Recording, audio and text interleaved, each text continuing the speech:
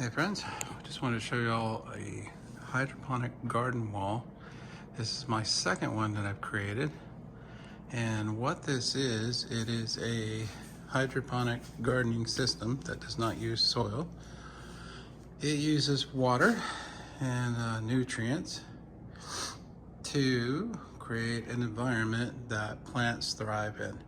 So this is done by using a pump that pumps that nutrient solution up through this pipe. So this container in the bottom will hold the solution and the pump, and it's a submersible pump, and it comes up here and sprays on these, and these will spray the backs of this that hold the plants. As you can see here, this one is full of plants, mostly mustard greens, some beans, and maybe some basil. There is some basil in here too, hiding. So, for the most part, things are going very well in here. I've harvested off here several times.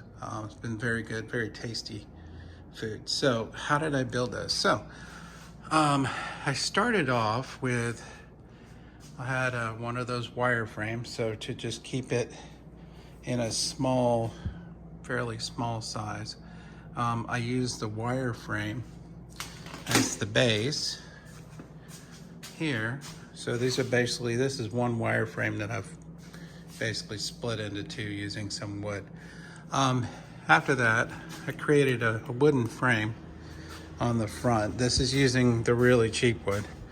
So it cost me about $14 for like 12 of these long pieces of wood. And then I created that frame, and the plastic here, I would prefer probably if you wanted to do something like this to use a thicker plastic. This is 3, it's okay. This one is 4, rated 4, is thicker, better. However, you know, we'll see if this works. Give it a try.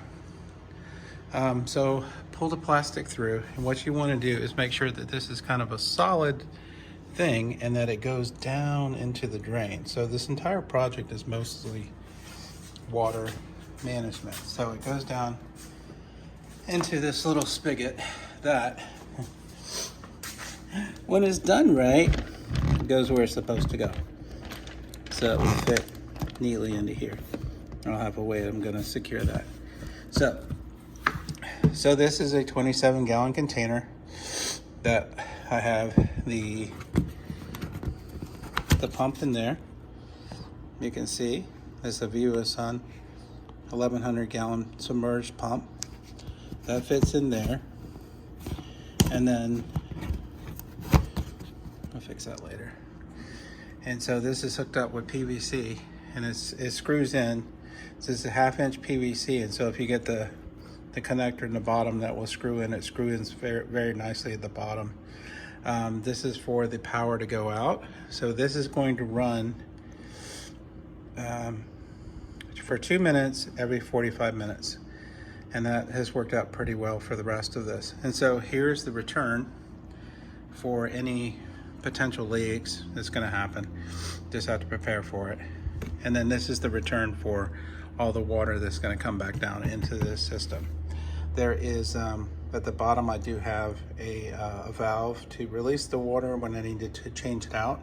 That's important. Then also a small hole here to refill the tank with water. Probably about, tap it off about once a week once these plants are going. And of course it's in the middle of summer, so it's hot. They use a lot more water. So this comes up through here, through the plastic, and what you just need to make sure is that from the inside, the water's not going to drip down into here. Might happen. You know, water, it's unpredictable. So I got the plastic, I got the frame, and then this plastic here, I got this at Home Depot. It was for $25 for an 8 feet by 4 feet sheet. It's thick enough that it's going to hold these 3D printed pieces here, holds them nicely, and it's also sturdy enough that you can drill through it and you can attach it. So end up being probably the best fit for this system. So I've cut out some here to put along the plastic. So this rubber, this is adhesive. This is probably the most expensive thing in this whole thing. Spent too much on this. That's why the price went up pretty high. So anyway, this is the rubber to try to keep this from leaking as much as possible. I do have a leak tray down here just in case, because you know, water, right? I've sealed it up, I think, about the best I can for this. So the plants sit through here. There's this of course is using the same, you know, cheap wood. Just some simple hinges here so you can open it, and you're like, why do you need to open it? Well, occasionally things go wrong. You may need to fix something in here or something here, or you need to clean the back for some reason. It's not often, but you will eventually need to do it. And the pieces here, once I cut the holes through for these pieces, this part is 3D printed, 3 pieces. And so there's, if I can do this, sorry, get focused here. This fits onto here, so this piece just fits through there. This goes on the top, fits one way. And then of course, this is what the plant is gonna sit in here, like these. So you see in here, this is the plant, and it fits through the collar, and then it grows through there. And this is how I'm growing these plants for the moment. They're about ready to go. They're like, hurry up with this thing, we're ready to go. So they fit through here, and that's here. And then this piece is just to kind of hold it together so it doesn't fall out. So they all fit fairly nicely. So this is done like that to help the growth. Now it's also these pieces I'm growing over here. I'm growing mostly mustard greens, and then of course you see what happens when you let your water spinach go bananas. They get gigantic. However, here I'm going to grow things that are larger, that's going to need support. So what I'm going to do with this is these will have strings going down to help boost these plants to keep them up and working okay. So it's just simple wood, fasteners, screws, all that. It just painted it because I got bored waiting for all the rest of the stuff to come together. Then the drip tray is also just plastic going into a drip that goes back down into the holding tank. So the lighting, I did not use expensive lighting for this. I tried to keep my costs down. This is basically just shop lights. These cost me $20 each. Sometimes you can get these for like 2 for $20 in the US. Sometimes they go on sale. I would look for that if you want to use these. They do work very well if you want to have a nice little grow inside. They don't use that much electricity. This whole one set of these is only 230 watts. I measured that the other day. So they can all daisy chain. You can daisy chain, I think, up to 10. I only have 6, so each one is on a separate line going over there to the power. I have it turned off because the video will act crazy if I have it off. So it's just a simple frame I have here with wheels, so I can move this around, which is kind of necessary. And on the back, it's just all it is just a screw, and these just fit through there. So I can take it down if I need to, whatever I need to do. I painted that one too because I got bored.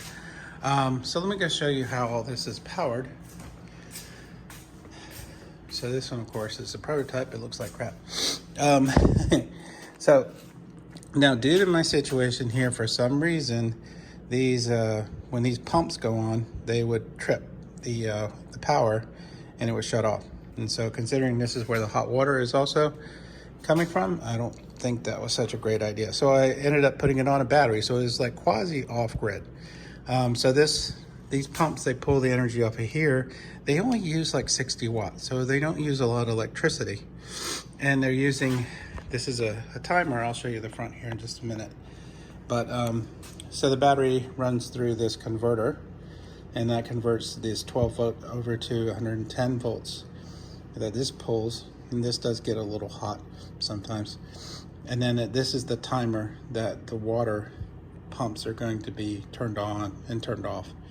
And this is the power timer for the lights. So I simulate like daytime, nighttime, and do that through this. So this is directly plugged into the line. This is directly recharging the battery. So I don't have this on a off-grid power solution right now, because this is the front side of my house and I had to get permission to do the solar and all that kind of stuff. So that's how that works. I'll go around over here and show you what I'm using for the timers. So this timer works pretty well. I was happy with it. It does, it's programmable where you can have it on and off in certain intervals. It works really well. I've had it for quite a while and quite happy with it. This power timer also is solid. So that's how that works. And that's kind of this thing here. For plants, I'm using rock wool, and this is just water, and I have them, before they start to germinate, I like to sit them in just kind of darkness over there on the other side of the garage. This is a transplanted tiny little piece of basil that's coming together. This is pepper. This is Thai chilies. So I have spinach and we have lettuce growing in some of these. So some have done well, some have not. So we're going to stick these once I get this. It's still got a little bit of adhesive in here that I want to let cure for just a little bit longer. But I'm going to start the water testing on this. And then we will, find those leaks and get to a happy, I'm okay with this medium, to where as long as it's not going on the floor and it's getting back into the tank, I'm good. So I'll be turning it on here in probably a day or two. And then hopefully from that point, it'll be live and I can give you updates as I grow stuff. And so what do I plan on growing? Of course, you've seen peppers, you've seen basil, lettuce, spinach. I do believe these are also peppers. These might be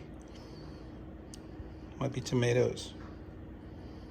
Yep, tomatoes. So I wanted to try to grow tomatoes in here, see how that would work. I'm also going to try to grow, like I said, okra. What else? I don't know, whatever I imagine to do. But it will be very different than this. So that's where the strength and the support will be vital. Anyway, I appreciate y'all tuning in and listening to me. And if y'all find it interesting, just come back and visit, and then I'll have more updates as things turn around. Thanks, y'all. Take care.